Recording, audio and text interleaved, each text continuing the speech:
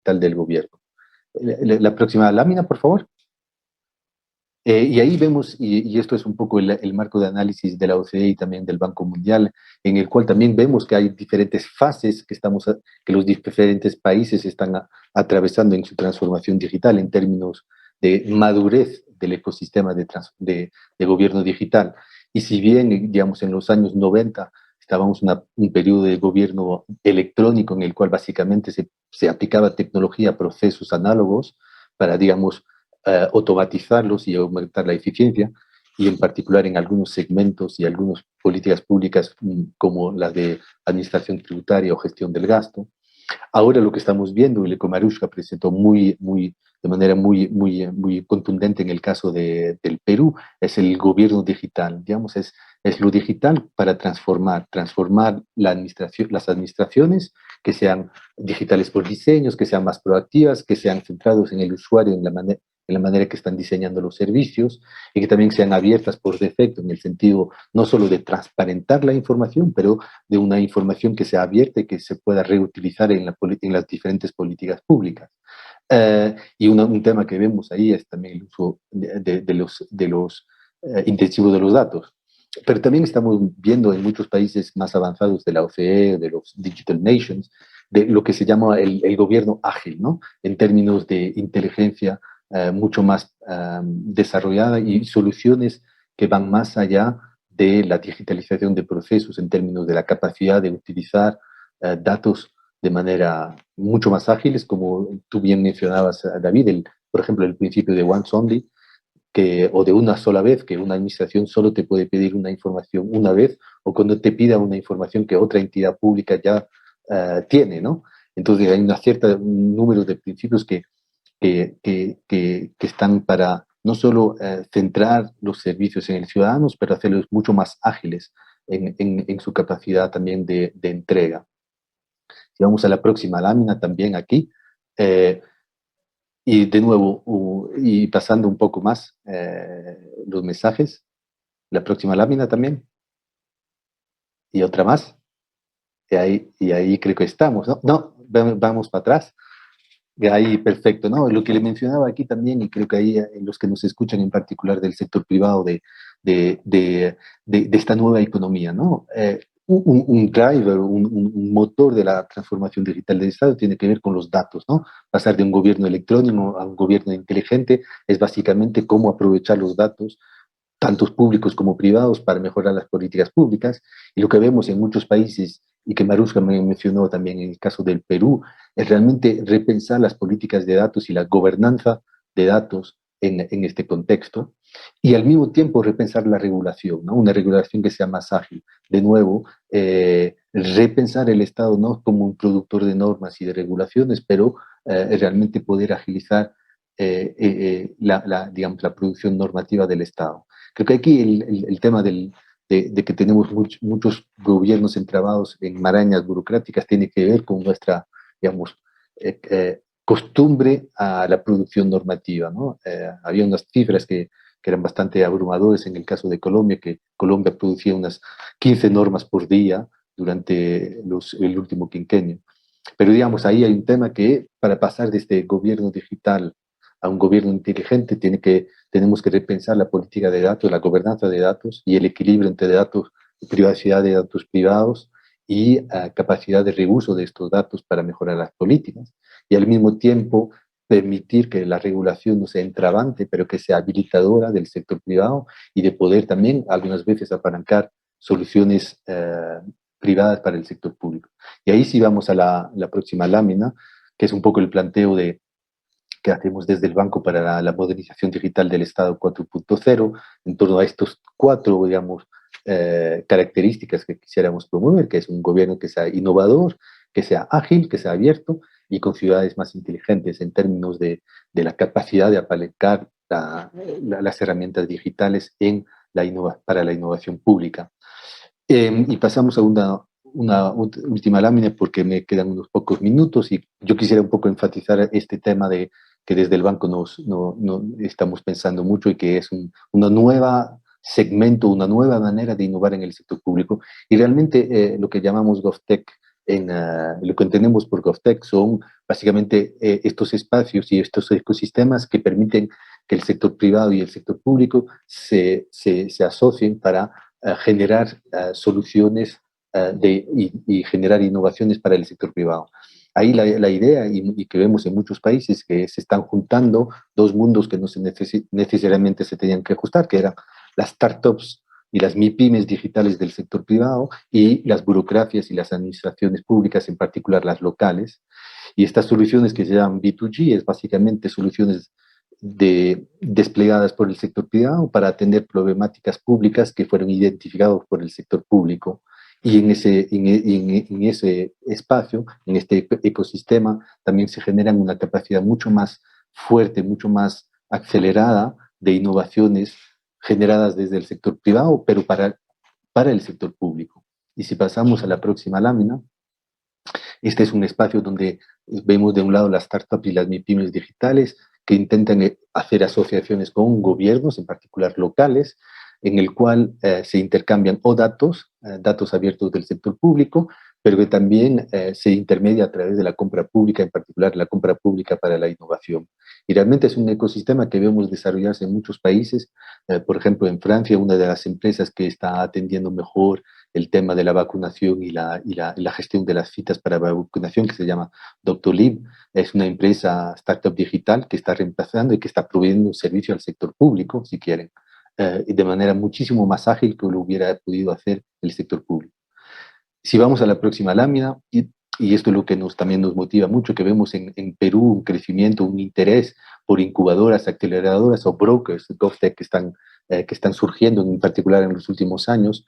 Hay mucho trabajo que el gobierno lleva a cabo a través de Innovate Perú, en términos de la promoción de la innovación, inclusive promoción de la innovación privada para el sector público. Se acaba de crear también el primer, digamos, red de GovTech Perú el año pasado, y más recientemente se acaba de lanzar hace un par de semanas un broker GovTech que se llama GovLink Perú, que básicamente busca poner un marketplace entre soluciones, entre problemáticas públicas de un lado, llevadas por algunos sectores, en particular en los gobiernos locales, con soluciones que pueden desplegarse y desarrollarse desde el sector privado. Y en este espacio es un espacio muy interesante, muy novedoso, que también desde el Perú, pues, y desde el equipo de Madrushka también se está implementando soluciones para ver cómo poder dinamizar estos ecosistemas. Brasil acaba de lanzar su programa GovTech también para incubar innovadores o emprendedores de innovación en el sector público. Y pasamos a la última lámina, solo para despedirme y poner desde CAFA a disposiciones de ustedes y a los que nos escuchan. Yo quiero contarles un poco desde la posición en la que estoy hablando. Efectivamente, la Dirección de Gobierno Digital es una de las direcciones técnicas del Ministerio de Tecnologías de la Información y las Comunicaciones de Colombia. Esta dirección en particular, desde el 2018, viene liderando la política de gobierno digital, una política que existe en Colombia, que le permite a las entidades públicas, esos son nuestros usuarios directos, las entidades públicas, los funcionarios, los servidores públicos, que están buscando modernizar sus entidades al interior de la entidad, en los procesos internos como entidad pública, y a su vez de cara a los usuarios externos que esa entidad pública tiene. Es decir, finalmente lo sabemos todos los que estamos aquí conectados, el sector público interactúa con ciudadanos, con grupos de valor, con emprendedores, con empresarios, y en ese relacionamiento se utilizan y cada vez más tecnologías, mecanismos tecnológicos, herramientas digitales que nos permiten justamente, sobre todo en un contexto como el que estamos hoy, interactuar de manera más ágil, más eficiente. Entonces, digamos que esta política desde 2018 plantea y planteaba TIC para el Estado y TIC para la sociedad. Es decir, necesitamos poder tener las dos caras de una misma moneda, poder entender cuáles son los habilitadores, cuáles son los propósitos de esas dos tecnologías. ¿Qué ocurre desde 2018 a hoy? Y ya Marushka y Carlos lo han mencionado en sus intervenciones. Esto es cada vez más exponencial. Digamos que lo que queda muchas veces en el papel, a veces pareciera que no va al mismo ritmo que la realidad. Y lo que creo que todas las entidades públicas y todos los sectores públicos del país, del mundo hemos visto es que el uso de tecnologías emergentes es cada vez más, está cada vez más presente y por ende como sector público pues tenemos que podernos familiarizar con eso. Entonces, ¿y por qué todo este contexto? Porque esta política de gobierno digital en su momento planteó la necesidad de tomar decisiones con base en datos, de utilizar tecnologías emergentes y también en paralelo, hace 2 años, llega el Centro para la Cuarta Revolución Industrial a Colombia, financiado por el UEF, buscando justamente empezar a priorizar tecnologías emergentes en Colombia y se priorizan 4. Se prioriza inteligencia artificial, blockchain, Internet de las cosas y ciencia de datos. Esas 4 tecnologías se priorizan en una lógica de empezar a entender y a pilotear hacia dónde tendríamos que ir como país para que esas tecnologías apalanquen eso. Devolvámonos un segundo, por favor, a la anterior, solamente como contexto. Entonces, ¿qué ocurre? Que esas 4 tecnologías se priorizan y empezamos entonces como país a medirnos y a poder entender qué índices internacionales nos permitían saber cómo estábamos posicionados frente al resto del mundo. Este puntualmente, que es el índice de inteligencia artificial, el AI Readiness, busca justamente plasmar cómo estamos en inteligencia artificial digamos, en el mundo, cómo estamos posicionados frente a otros países también de la región y de Latinoamérica.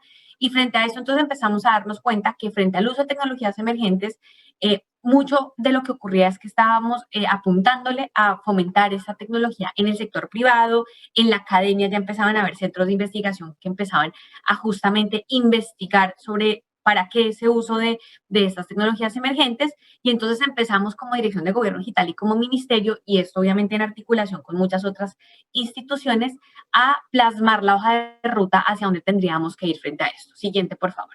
Y en ese sentido, recientemente, y cuando les digo recientemente, esto es hace muy poco, hace 3 meses, decidimos sacar una guía sobre blockchain para el sector público, incluso guía que que tuvo un apoyo muy importante por parte de la CAF para que pudiese pues salir y que hoy tengamos pues este documento y estos lineamientos en Colombia. Entonces, esto, digamos, enmarca justamente lo que les contaba y es que el Estado debe transformarse a partir del uso de estas tecnologías. Cada vez vemos más la necesidad, no únicamente que existan estos lineamientos, que cuando me refiero a lineamientos es que en muchos casos en el sector público tenemos las guías, los marcos normativos, los marcos de política pública.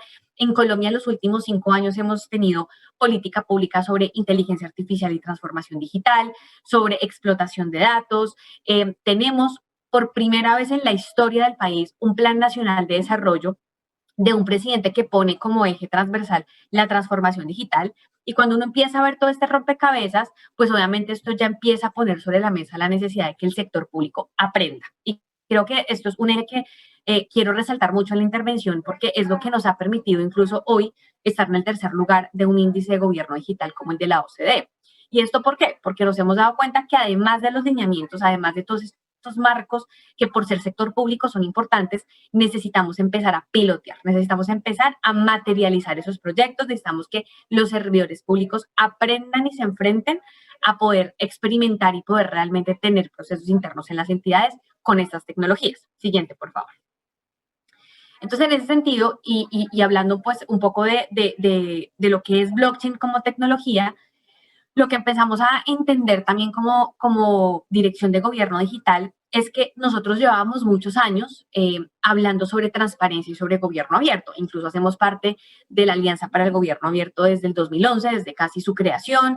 Llevamos elaborando cada 2 años los planes de acción, justamente priorizando acciones de transparencia, rendición de cuentas, uso de tecnologías y de innovación de manera transversal.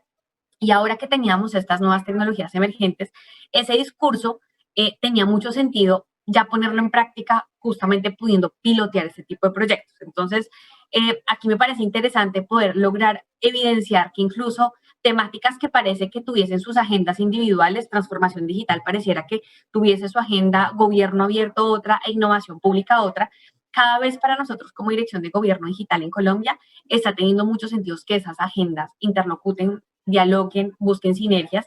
Y en el caso particular de blockchain, ha sido muy interesante poder ver que cuando el discurso de gobierno abierto de transparencia está como una sombrilla y la tecnología simplemente es un medio y simplemente nos permite que los servidores públicos la utilicen y la aprendan siguiendo ese mismo propósito, la tecnología no se vuelve una limitación